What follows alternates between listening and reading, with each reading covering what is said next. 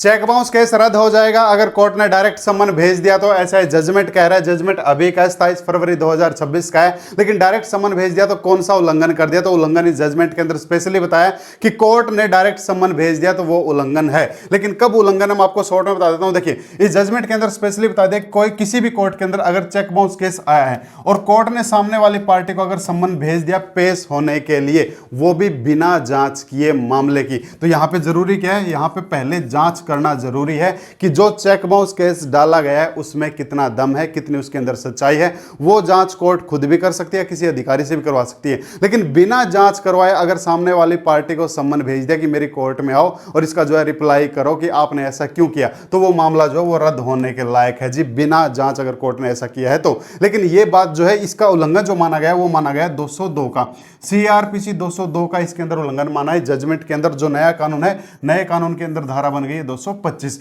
अब ये दोनों धाराओं का मतलब एक ही होता है। ये कहता है कि अगर कोई भी व्यक्ति जिसके खिलाफ में शिकायत दर्ज करवाई गई, वो चाहे चेक बाउंस की शिकायत क्यों ना हो, अगर वो दूसरे डिस्ट्रिक्ट के अंदर रहता है तो जिस व्यक्ति ने वो जो शिकायत दर्ज करवाई ना, पहले कोर्ट उसकी जांच करवाएगी कि भाई ये जो मामला मेरे सामने शिकायत लेके आया इसमें कितना दम है। वो विटनेस भी ले सकती है, वो किसी अधिकारी से भी उसकी जांच करवा सकती है। अब ऐसा प्रावधान इन सेक्शन के अंदर इसलिए किया गया क्योंकि ऐसे तो कोई भी व्यक्ति किसी के खिलाफ में केस डाल देगा, कोई नॉर्थ इंडिया से साउथ इंडिया के व्यक्ति के खिलाफ में क्या डाल देगा, केस डाल देगा। अब वो बेचारा रिप्लाई करने के लिए आएगा, अपनी सफाई देने के लिए आएगा, उसका टाइम खराब होगा। इसलिए जो है स्पेशली प्रावधान बना दिया कि पहले कोर्ट जांच करे कि जो शिकायत उसके सामने है उसमें कितना दम है, अगर व्यक्ति दूसरे डिस्ट्रिक्ट में रहता है तो।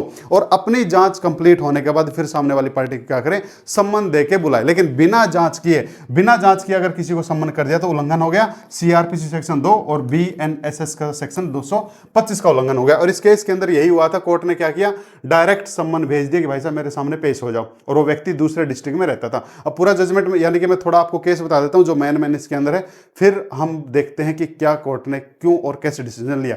मामला 482 के तहत में आ गया। 482 की एप्लीकेशन आपको पता है हाई कोर्ट में लगती है। क्यों लगती है, क्वेस्ट करवाने के लिए लगती है। क्यों, सम्मन को रद्द करने के लिए प्रक्रिया शुरू की गई थी और जो ट्रायल कोर्ट थी उन्होंने 2022 को पारित आदेश शिकायत मामले में मजिस्ट्रेट खटीमा जिला उधम सिंह नगर में, इसके तहत में ये जो मामला था, इसके तहत में संपूर्ण कार्रवाई को रद्द करने के लिए ये जो मामला लगाया गया। मामला क्या था, संक्षिप्त में मैटर ऐसा है कि भाई रिकॉर्ड के अनुसार प्रतिवादी ने धारा 138 के तहत शिकायत दर्ज। 138 क्या होता है, चेक बाउंस के लिए होता है, आपको पता ही है, ठीक है। आरोप लगाते हुए उसने कुल राशि का भुगतान किया था और उनका पूरा मैटर जो था वो 20 लाख रुपए का था और 10-10 लाख रुपए के ना 2 चेक दिए थे और दोनों चेक क्या हो गए थे, बाउंस हो गए थे। उसके बाद फिर जो है उसने क्या किया, आवेदक जिले का निवासी नैनीताल में शिकायत दर्ज की गई और अदालत द्वारा उस पर सुनवाई की गई। और ये जो खटीमा जिला उधम सिंह नगर में यह बताया कि भाई उसने फिर जो 202 के तहत जांच जो है की गई थी, ऐसा बताया गया। अब आगे आवेदक के विद्वान वकील ने विवादित याचिका को चुनौती दी। अनिवार्य गैर आदेश के आधार पर सम्मन जो है सीआरपीसी सेक्शन 202 का अनुपालन यह प्रस्तुत किया गया कि आवेदन यह स्वीकार किया जाता है कि वह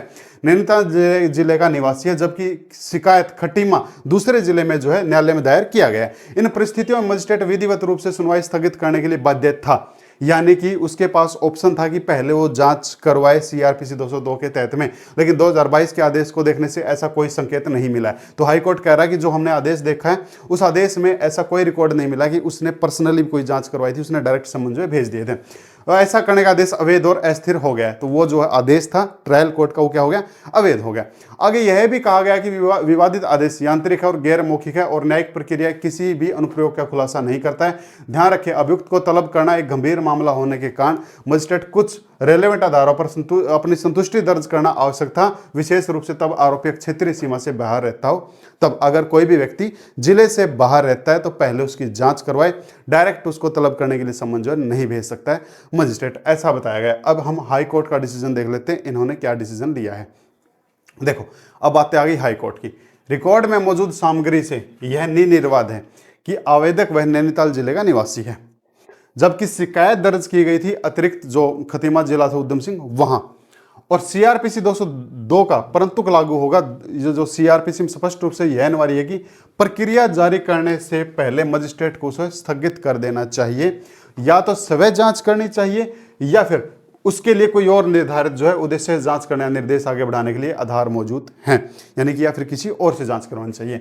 यह आवश्यकता मात्र एक औपचारिकता नहीं है, बल्कि यह एक ठोस सुरक्षा उपाय है जिसका उद्देश्य निवासियों की रक्षा करना है और न्यायालय के क्षेत्रीय अधिकार के अब क्षेत्र से बाहर होने के कारण उसे तलब नहीं किया जा सकता है। यहाँ पे हाई कोर्ट ने CRPC 202 का जो है एक ऐसा डेफिनेशन बताया है। तो अगर किसी ने शिकायत दर्ज कर, मामला चाहे कुछ भी हो, ये तो जैसे चेक बाउंस का केस है, इसके अलावा अगर कोई और मैटर भी है ना और उसमें कोर्ट ने, और हाँ ये चीज़ लागू तभी होगी जब डायरेक्ट कोर्ट में केस दर्ज हुआ है। अगर डायरेक्ट किसी ने कोर्ट में केस दर्ज किया तो पहले कोर्ट उसकी जांच करवाएगी, अगर वो व्यक्ति दूसरी पार्टी अगर दूसरे डिस्ट्रिक्ट में रहती है तब। यहां तक की जानकारी अच्छी लगी आपको, इसको लाइक कर लो, शेयर कर लो, सब्सक्राइब कर लो। आगे देखते हैं। 2022 के समन आदेश का अवलोकन करने से पता चलता है कि माननीय मजिस्ट्रेट ने CRPC 202 का बिल्कुल भी उल्लेख नहीं किया है, यानी कि उस रिकॉर्ड में पता ही नहीं चलता कि 202 CRPC का उसने यूज किया कि नहीं। नए कानून में 225 है, मैं आपको बता चुका हूं। और न ही इस आदेश से यह पता चलता है कि कोई पूछताछ या जांच की गई थी। प्रक्रिया जारी होने से पहले आयोजित किया गया आदेश केवल इसकी सूचना देता है आरोप लगाए गए और आवेदक को तलब करने की कार्रवाई की जा रही है, इस संबंध में कुछ भी नहीं है। यानी कि जिस व्यक्ति को पेश होने के लिए डायरेक्ट उसको सम्मन कर दिया कि आपको भाई फलानी तारीख को तलब होना है, कोई जांच नहीं की गई है, उसका कोई रिकॉर्ड नहीं मिला है। इसलिए विधिविध प्रावधानों पर न्यायिक विवेक के प्रयोग को दर्शाने वाला अभिलेख आवश्यक या रिलेवेंट स्थापन की अनिवार्यता, इस प्रकार यह चूक मामले की जड़ तक जाती है। तो ये क्या है, ये एक चूक है कोर्ट की, और इस चूक को देखते हुए फिर क्या कर दिया, अतः इस न्यायालय इस संबंध में कोई राय व्यक्त करने से परहेज करता है। दोनों पक्षों द्वारा लगाए गए आरोपों को बचाव वैधता CRPC की धारा 202 का स्पष्ट रूप से उल्लंघन होने के मद्देनजर विवादित सम्मन आदेश को मान्य नहीं ठहराया जा सकता है। और अगर आदेश को सही नहीं ठहराया जा सकता है तो ये जो 482 की जो एप्लीकेशन लगाई थी, आवेदन स्वीकार किया जाता है। आवेदन स्वीकार का मतलब क्या है कि CRPC सेक्शन 482 के तहत में जिसने भी एप्लीकेशन लगाई थी उसकी पिटीशन एक्सेप्ट हो गई है। एक्सेप्ट होने का मतलब है मामला दूसरे का रद्द हो गया है। और जो मजिस्ट्रेट थे वहाँ के, उनको सम्मन आदेश को एक तरफा रद्द किया जाता है। जो भी उन्होंने सम्मन भेजा था, डायरेक्ट सम्मन जो भेजा था उस सम्मन को भी रद्द किया जाता है, और परिणाम स्वरूप उक्त शिकायत मामले की कार्रवाई भी रद्द की जाती है। और ऐसा हुआ क्यों? क्योंकि सिर्फ एक CRPC सेक्शन 202 का उल्लंघन हो गया था। और उल्लंघन क्या था आपको समझ में आ गया होगा। कोई भी व्यक्ति अगर दूसरे डिस्ट्रिक्ट में रहता है और अगर किसी ने डायरेक्ट कोर्ट केस किया, ये स्पेशली लागू होगा डायरेक्ट कोर्ट केस के लिए, जैसे ये चेक बाउंस केस होगा, ये डायरेक्ट कोर्ट केस ही दर्ज होता है। तो अगर डायरेक्ट कोर्ट केस दर्ज हुआ है तो पहले कोर्ट को जो व्यक्ति आउट ऑफ डिस्ट्रिक्ट रह रहा है उसकी तसल्ली करनी पड़ेगी, उसके खिलाफ जो आरोप लगाए गए हैं अपनी जांच करवानी पड़ेगी, यानी कि रिपोर्ट बनानी पड़ेगी कि मैंने 202 के तहत में कार्रवाई खुद की थी या किसी अधिकारी से करवाई थी। देन उसके बाद फिर जो मैंने सम्मन जारी किया, और ये सब रिकॉर्ड में होता है, रिटर्न में होता है, ऐसे नहीं है। और अगर वो चीज़ नहीं है तो आप क्या कर सकते हो, आप भी अपने केस को ऐसे 202 का उल्लंघन मान के आप उसको रद्द करवा सकते हो, जैसे इस केस के अंदर हुआ है। अब ये केस कौन सा था, 27 फरवरी 2026 का हम देख लेते हैं। ये आपका केस था, ये उत्तरा हाई कोर्ट का जो है, उत्तराखंड हाई कोर्ट, 27 फरवरी 2026, भीम सिंह वर्सेस भवन दत्त। ओके, तो उम्मीद करूंगा ये जानकारी आपको अच्छी लगी होगी। अच्छी लगी आप इसको लाइक कर लें, शेयर कर लें, सब्सक्राइब कर लें। फिर मिलते हैं अदर किसी केस के साथ में, अदर किसी जजमेंट के साथ में, उसके साथ में जो आप चाहो और आप क्या चाहते हो। कमेंट बॉक्स खुला है। Thank you.